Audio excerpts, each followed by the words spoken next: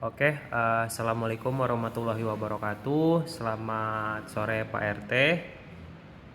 Perkenalkan, nama saya Dava Dwi Putra. Saya mahasiswa Universitas Pelita Harapan, program studi S1 Teknik Industri. Pada hari ini saya berkesempatan untuk mewawancarai Bapak sebagai melengkapi tugas pada mata kuliah Pendidikan Agama Dunia. Baik, kita mulai ke pertanyaan nomor satu. Saya ingin bertanya ke Bapak, mengapa sih manusia mesti mempunyai agama atau beragama? Bagaimana menurut pendapat Bapak? Baik, terima kasih. Assalamualaikum warahmatullahi wabarakatuh. Jadi secara umum tujuan daripada agama adalah agar peri kehidupan manusia itu teratur dan baik. Jadi mengapa orang mesti atau harus beragama? Agar kehidupan orang itu sendiri, perilaku orang itu sendiri secara pribadi menjadi baik, yaitu setidaknya tidak merugikan daripada orang lain, setidaknya mampu menghargai orang lain. Itu tujuan utama daripada beragama. Sebab agama, kalau di dalam Islam disebut agama, ada syariat agama Islam, yaitu syariat Islam. Di antaranya adalah ada syariat berdagang, ada syariat hukum, ada syariat ibadah, semuanya mengatur agar manusia menjadi hidup yang teratur, tidak merugikan orang lain dan tidak merugikan diri sendiri. Itu mengapa orang harus beragama. Baik Pak, terima kasih. Lanjut ke pertanyaan kedua. Menurut Bapak, apa sih tujuan dari beragama itu sendiri?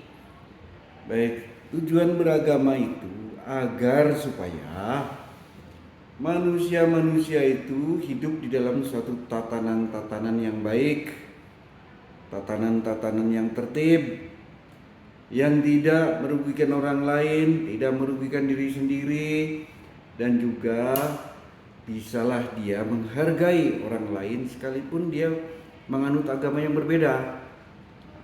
Jadi tujuan agama intinya itu supaya manusia hidup beraturan. Itu saja tujuan pokoknya.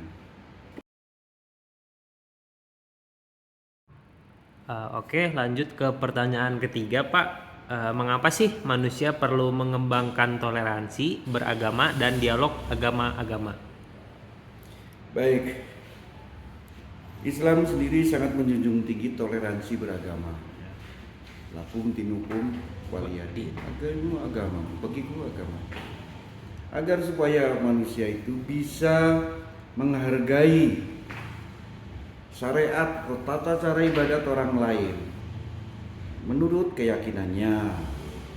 Secara umum semua mengarah kepada kebaikan. Toleransi harus dikembangkan agar supaya tidak timbul fanatisme yang tidak berdasarkan keilmuan, fanatisme buta. Saya yakin orang yang beragama secara baik dan mendalam akan menjunjung tinggi toleransi beragama itu, karena dia mengakui bahwa semua makhluk adalah makhluk Allah dan Allah menyuruh kita untuk saling berinteraksi, bermuamalah dengan tata cara yang baik. Baik, kita lanjut ke pertanyaan keempat. Mengapa sih Pak ada banyak orang yang menjadi ateis dan agnostik? Baik, menurut saya itu orang menjadi ada dua, menjadi ateis atau menjadi agnostik. Saya sebut ateis dulu. Ateis itu apa? Ateis itu tidak mengakui keberadaan Sang Pencipta Allah dan nabi-nabinya semuanya. Menurut saya itu adalah hal yang tidak naluriah. Artinya orang yang ateis itu mengingkari daripada fitrahnya sendiri, bahwa dia sebagai manusia dalam hati paling kecilnya mengakui adanya yang maha kuasa, disebut apapun dia. entah disebut itu dia beribadah kepada batu, kepada pohon, itu artinya mengakui daripada adanya yang maha kuasa. Jadi ateis sebetulnya hanya untuk orang-orang yang mengingkari fitrahnya sendiri. Kemudian orang menjadi agnostik. Agnostik itu dia mau mengakui adanya Allah, adanya Tuhan yang maha perkasa, tapi tidak mau diatur oleh syariat agama. Jadi ini kadang-kadang disebutkan karena adanya fanatisme sektoral. Apa itu agama ini? A, B, C, D yang mempertahankan kebenarannya sendiri-sendiri. Orang lain salah, saya saja yang benar. Akhirnya menjadi friksi di dalam kehidupan. Akhirnya orang itu, semua agama itu gak ada yang benar. Saya percaya padanya Tuhan, tapi agama-agama itu ternyata semuanya itu terkotak-kotak dan timbullah friksi-friksi yang berakhir kepada konflik-konflik horizontal kemanusiaan. Mereka memilih tidak beragama, tapi saya percaya padanya Tuhan. Menurut saya begitu alasannya. Baik Pak, terima kasih. Kita lanjut ke pertanyaan selanjutnya. Bagaimana nih saran Bapak terhadap pendidikan agama-agama kedepannya dalam dunia pendidikan? Baik, kalau menurut saya pendidikan itu sudah dimulai sejak bahkan bayi itu belum lahir sudah ada pendidikan. Begitu lahir ada pendidikan. Pendidikan yang pertama harus dilakukan tentu adalah mengenai pendidikan tentang budi pekerti, dan budi pekerti itu diajarkan di dalam agama-agama. Jadi agama harus diajarkan sejak awal. Dan sejak awal pula anak-anak harus diajarkan tentang keberagaman agama agar supaya dia memahami, bisa bertoleransi. Namun demikian, tentu saja masing-masing agama memiliki suatu akidah-akidah tersendiri yang akhirnya juga percaya adanya Tuhan yang Maha Esa. Syariat boleh berbeda. Itu agar supaya anak-anak kita itu bisa menghargai tata cara ibadah orang lain, keyakinan orang lain. Jadi ini penting sekali. Jadi saya sarankan untuk pendidikan itu sejak awal ditanamkan toleransi, saling menghargai itu. Jangan diajarkan tentang bahwa saya yang benar, si itu salah, saya yang benar, Anda kafir. Dalam satu agama sendiri jangan diajarkan begini, begitu, kamu bid'ah, kamu itu. Janganlah. Jadi pahamkan agama itu sebagai tujuan daripada agama yang utama adalah setelah keyakinan kepada Allah Tuhan yang pencipta adalah akhlak, budi pekerti. Apapun permasalahannya, mau mengaji sampai kemanapun, jika akhlaknya itu buruk, pendidikan agama gagal. Itu menurut saya, jadi saya sarankan itu agar akhlak menjadi pedoman pendidikan dalam beragama. Baik Pak, terima kasih. Kita lanjut ke pertanyaan selanjutnya. Apa saran Bapak bagi Menteri Agama dan pemerintah dalam menciptakan kerukunan umat beragama? Baik, jadi kita lihat beberapa terjadi konflik horizontal antar umat beragama, antar manusia itu tidak lepas daripada peranan daripada umaro atau pemerintah itu sendiri. Bagaimana supaya berberi kehidupan yang baik, yang saling menghargai. Jika masing-masing agama itu bisa mengajarkan perilaku-perilaku baik, akhlak-akhlak yang baik, tidak merugikan, saling menghargai, itu pasti tercapai tujuan toleransi itu. Jadi saya sarankan kepada pemerintah dalam hal ini itu agar supaya, ya kalau saya bilang sedikit membatasi daripada gerakan-gerakan yang rada-rada radikal lah terhadap suatu agama tertentu itu, agar tidak terlalu radikal lah di dalam memahamkan, apalagi memaksakan suatu paham. Ini menghasilkan konflik-konflik horizontal bahkan di dalam satu agama itu sendiri terjadi sekte itu kan hal yang tidak baik.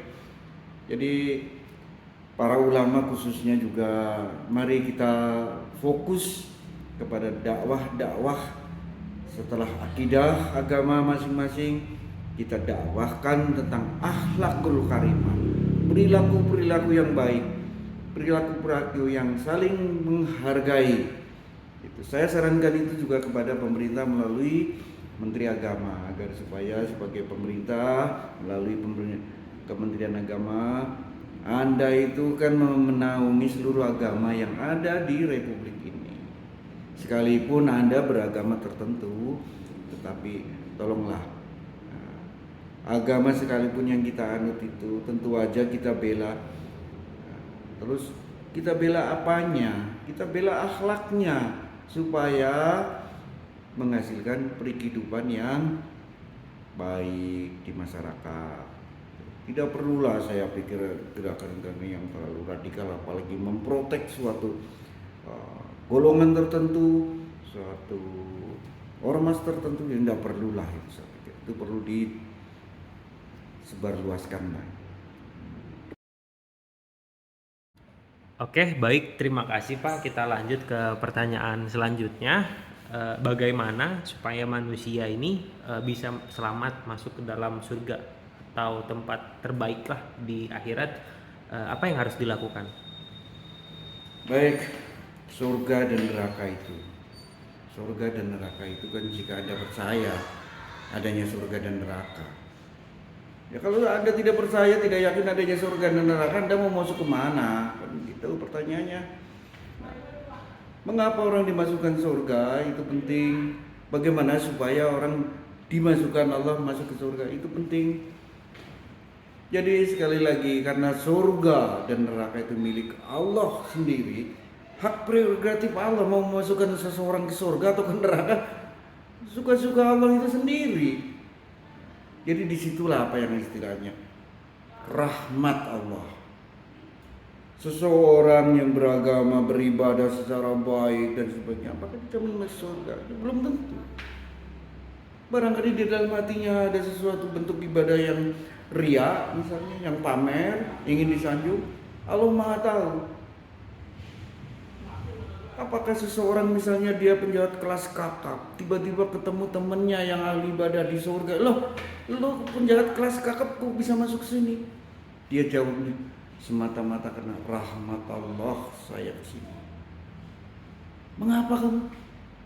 Jadi orang supaya masuk surga itu perolehlah rahmat Allah.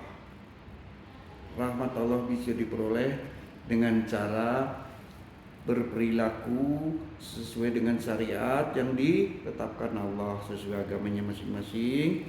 Jadi perilaku itu utamanya saya ingin ceritakan begini. Ada seseorang ulama besar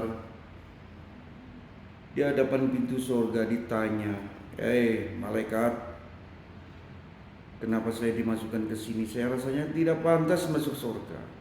Apa karena ibadahku? Bukan. Puasaku? Bukan. Lalu kenapa saya digiring masuk surga? Ulama, kata malaikat. Ini hadis sebetulnya saya bicarakan secara gaya bahasa bebas. Ingatlah ulama, ketika itu malam-malam kamu pulang dari pengajian atau dari masjid, hujan, kamu bertemulah dengan seekor anak kucing yang hampir mati kehujanan. Ya, ingat kamu ambil itu anak kucing, kamu bawa pulang ke rumah, kamu hangatin, kamu kasih susu sampai anak kucing itu sehat. Ya. Itulah yang menyebabkan kamu masuk ke surga. Artinya bahwa kasih sayang sesama makhluk itu lebih mengiring manusia kepada surga. Itu kuncinya. Jadi bagaimana supaya kita masuk surga? Taatilah, terutama pasti akidahnya benar. Kalau kita akidahnya Islam, la ilaha illallah Muhammadur Rasulullah. Yang kedua kemudian jalani syariat, berperilaku yang baik, tidak merugikan orang lain, tidak menyakiti orang lain. Artinya kita hidup berkasih sayang dengan siapapun. bahkan dengan orang yang beragama lain pun. Mari berkasih sayang agar kita digiring kepada pintu surga. Menurut saya itu. Oke, baik Pak. Kita lanjut ke pertanyaan terakhir Pak. Saya ingin bertanya Pak, jika ada banyak nih orang yang tidak beragama, nggak banyak Pak, ada orang yang tidak beragama, apa hukuman bagi mereka? Terus dilanjut, bagaimana jika orang beragama justru lebih banyak dosa dibandingkan dengan orang-orang yang tidak beragama tersebut? Bagaimanakah keadilan Allah atau Tuhan di sana? Baik. Jadi seseorang mengaku tidak beragama, artinya tidak menganut agama apapun khususnya di Indonesia. Itu. Kenapa harus dihukum? Yang menghukum siapa? Saya tanya, yang menghukum orang yang tidak beragama siapa? Secara hukum agama itu sendiri dalam Muslim disebut sebagai orang yang kafir karena mengingkari daripada agama Islam. Di agama lain mungkin juga begitu. Secara hukum formal, Republik ini mengakui agama-agama yang ada di Indonesia, mewajibkan setiap warga negara Indonesia itu berketuhanan yang Maha Esa.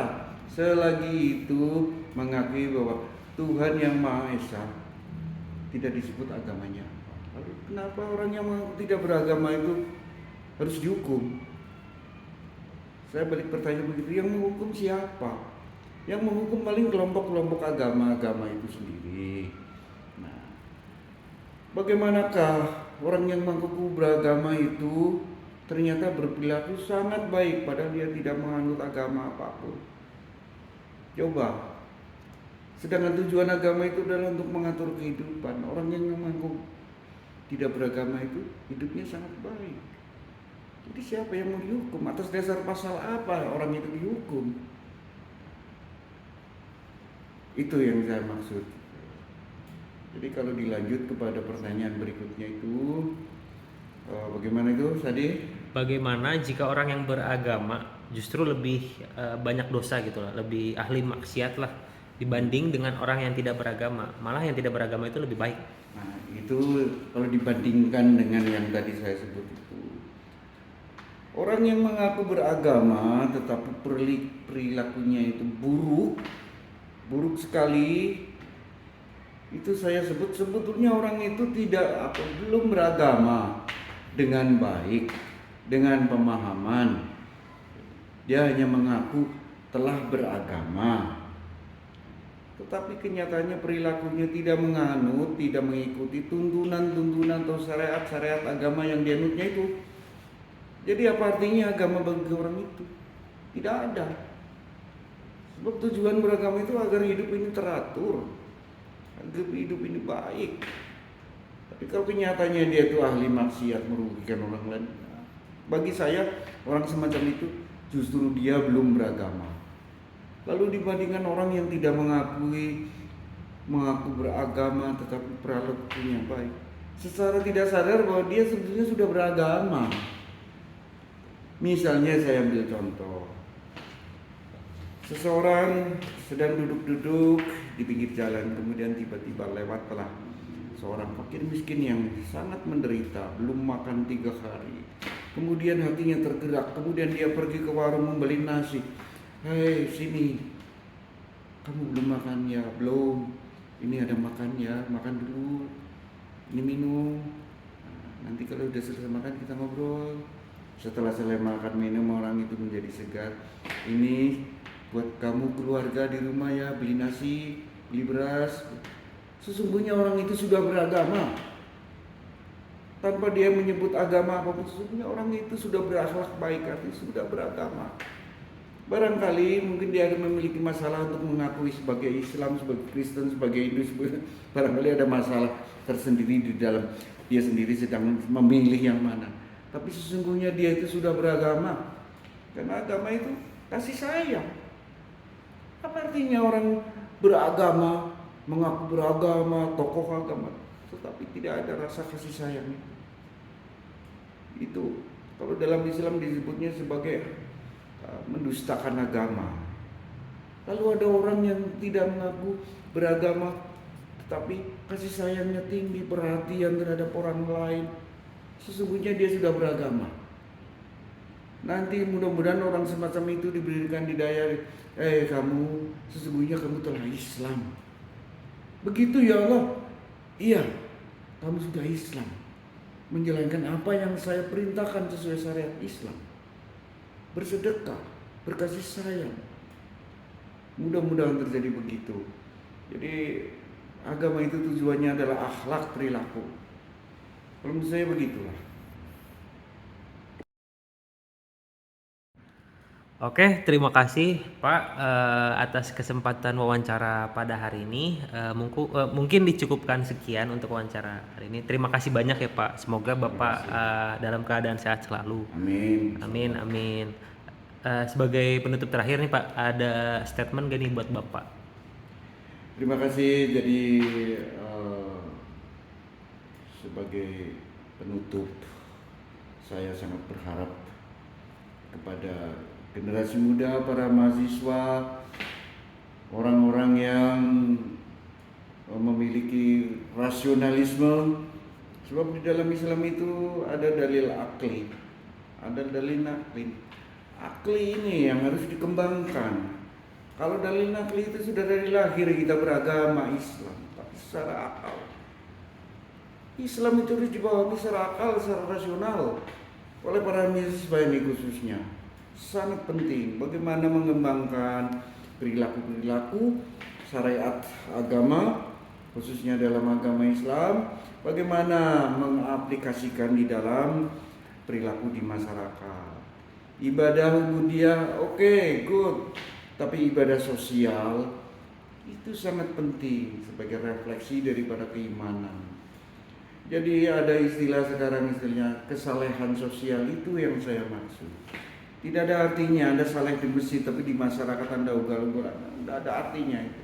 Jadi mari dari mahasiswa khususnya itu, mari kita pahami agama secara rasional, secara akal ya. Karena Allah sendiri sangat menjunjung tinggi yang namanya akal. Sangat menjunjung tinggi. Tidak ada agama bagi orang yang tidak berakal. Mari kita jalankan, syariatnya kita jalanin, ibadah-ibadahnya secara muamalah kita bertoleransi dengan baik, saling menghargai, tanpa harus mencampur adukan yang namanya akidah. Sebab namanya akidah itu betul-betul prerogatif orang per orang, tidak bisa diganggu gugat, dan itulah yang dijamin oleh daripada undang-undang formal sekalipun, bahwa akidah itu tidak boleh diganggu dengan cara apapun. Gitu. Jadi mari anak muda kita tingkatkanlah yang namanya kesalehan sosial itu sebagai manifestasi kita sebagai orang yang beragama. Itu saja. Wassalamualaikum warahmatullahi wabarakatuh. Waalaikumsalam warahmatullahi wabarakatuh. Terima kasih Pak.